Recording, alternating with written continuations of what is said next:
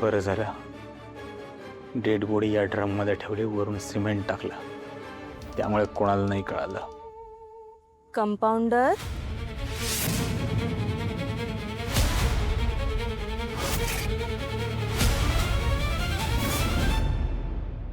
काय झालं अशा का बघताय?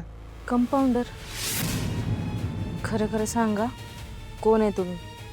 कोण आहे म्हणजे गोपाळ आहे. काय झालं, याददाश्त गेली काय तुमची? धोक्याला मार लागलाय का? मस्करी करू नका. मी काय विचारलंय ते आधी सांगा. सकाळपासून काय आहे तुम्ही? घरी एवढ्या उशिरा आलात. ती तुम्हाला दादा म्हणाली तुमची बहीण, ती पण गायब आहे. दोघं एकत्र अचानक कसं काय गायब झालं?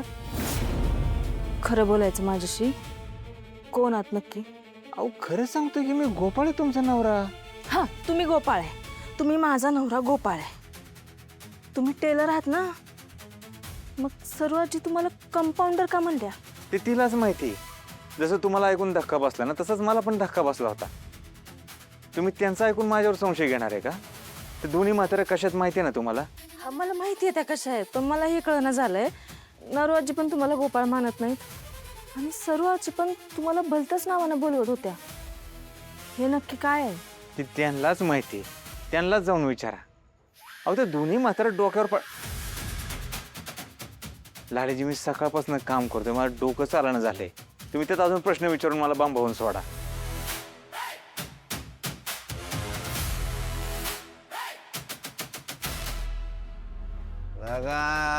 गोपाळनी जर आपल्याला हे जर चांगला सत्कारच करायला लावला होता की. ए सत्कार नाही, पाहुणचार. हा दिसती पावणे 4 आणि ह्यानं जर आका खंबा संपवला या बुबा दादानं. अरे काय करता? दम्मान कुठे चाललाय? ए बाळा, अरे कशाला माझ्या डोक्यात हात लावतोय? काय झालं? बाई कुठे? माझ्या मागच्या बाजूला आहे. अरे पाडशा, खुर्ची बसा. पाहुणा आहे तुम्ही, खुर्ची बसा. तुम्हाला काय सांगू माझी परिस्थिती. लोक दारू प्यायची, रिकाम्या बाटल्या सोडायची, त्या रिकाम्या बाटल्यात पाणी ओतून मी प्यायचं आणि माझी हाऊस भागवायची.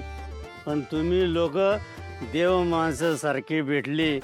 तुला सांगतो जित्या. अरे मी जित्या आहे रे. जित्या. अरे जित्या तर ह्यो आहे.